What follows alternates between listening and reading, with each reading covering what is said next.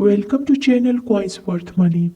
Today in this video I am going to show you 4 rare Lincoln pennies which are worth big money. These coins are highly desirable and most wanted in the auction market nowadays and in year 2025. Well, Abraham Lincoln, 16th President of the United States, was born near Hodgenville, Kentucky on February 12, 1809. His family moved to Indiana when he was 7, and he grew up on the edge of the frontier. He had very little formal education but read voraciously when not working on his father's farm.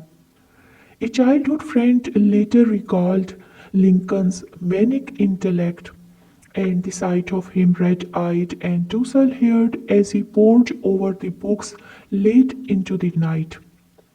In 1828, at the age of 19, he accompanied a produce-laden flatboat down the Mississippi River to New Orleans, Louisiana, his first visit to the large city, and then walked back home. Then 2 years later, trying to avoid health and finance troubles, Lincoln's father moved the family to Illinois.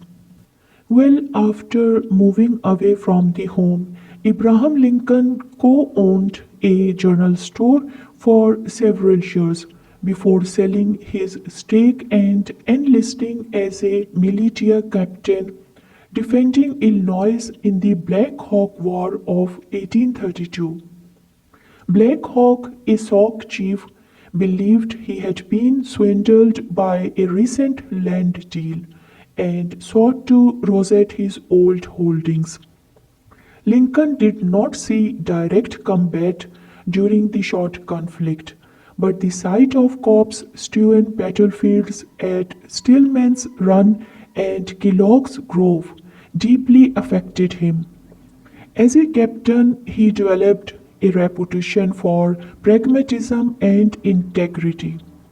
Once faced with a rail fence during practice maneuvers and forgetting the parade ground instructions to direct his men over it, he simply ordered them to fall out and reassemble on the other side a minute later. Another time, he stopped his men before they executed a wandering Native American as a spy. Stepping in front of their raised muskets, Lincoln is said to have challenged his men to combat for the terrified natives' life. His men stood down. Well, after the war, he studied law and he competed for a seat on the Illinois state legislature. Although not elected in his first attempt, Lincoln persevered and won the position in 1834, serving as a Whig. Abraham Lincoln met Mary Todd in Springfield, Illinois, where he was practicing as a lawyer. They were married in 1842 over her family's objections and had 4 sons. Only one lived to the adulthood. The deeply melancholy that pervaded the Lincoln family, with occasional detours into outright madness, is in some way sourced in their close relationship with death. Well, Lincoln, a self-described prairie lawyer, focused on his all-embracing law practice in the early 1850s after one term in Congress from 1847 to 1849. He joined the new Republican Party and the ongoing argument over sanctionalism in 1856. Now, a series of heated debates in 1858 with Stephen A. Douglas, the sponsor of the 1854 Kansas-Nebraska Act, over slavery and its place in the United States, forge Lincoln into a prominent figure in national politics. Lincoln's anti slavery platform made him extremely unpopular with the Southerners, and his nomination for the president in 1860 enraged them. Well, on November 6, 1860, Lincoln won the presidential election without the support of a single Southern state.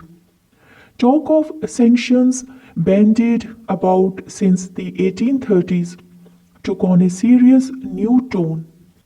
The Civil War was not entirely caused by the Lincoln's election, but the election was one of the primary reasons the war broke out the following year. Abraham Lincoln's decision to fight rather than to let the southern states succeed was not based on his feelings towards slavery. Rather, he felt it was his sacred duty as President of the United States to preserve the Union at all costs. His first inaugural address was an appeal to the rebellious states, 7 of which had already succeeded, to rejoin the nation. His first draft of the speech ended with an ominous message: "Shall it be the peace or the sword?" Abraham Lincoln was a great man. Well, the Civil War began with the Confederate bombardment of Fort Sumter, South Carolina on April 12, 1861. Fort Sumter was situated in the Charleston harbor, which was a Union outpost in the newly seceded Confederate territory. Well, Lincoln, learning that the fort was running low on the food, he sent supplies to reinforce the soldiers there.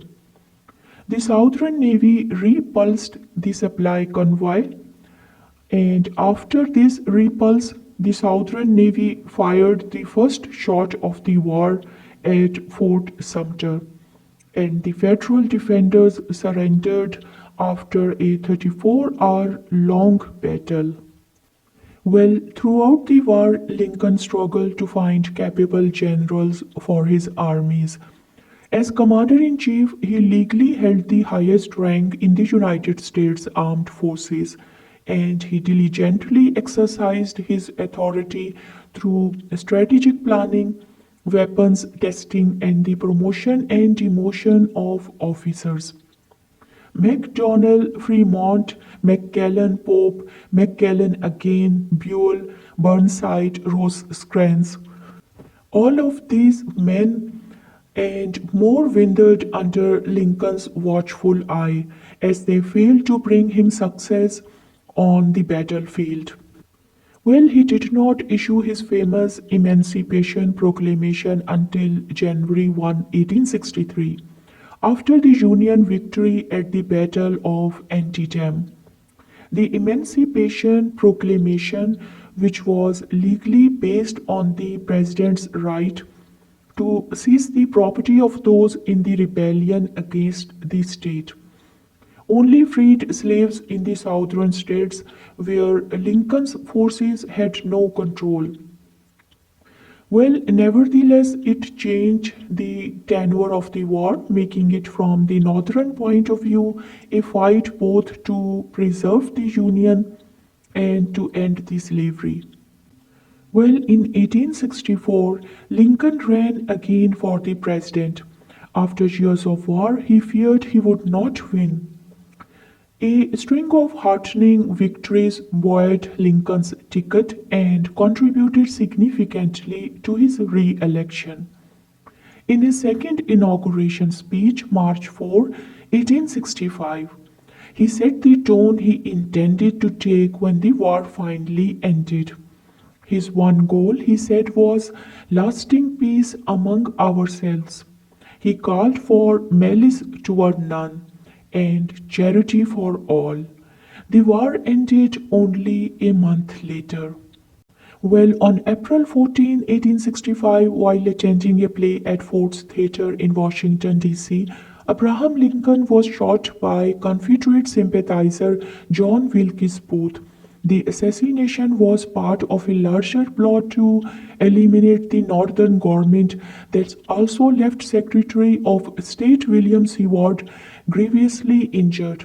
Lincoln died the following day, and with him, hope of reconstructing the nation without any bitterness. I hope you liked my video, my coins, and my Abraham Lincoln biography. Please do comment, share, and subscribe to the channel.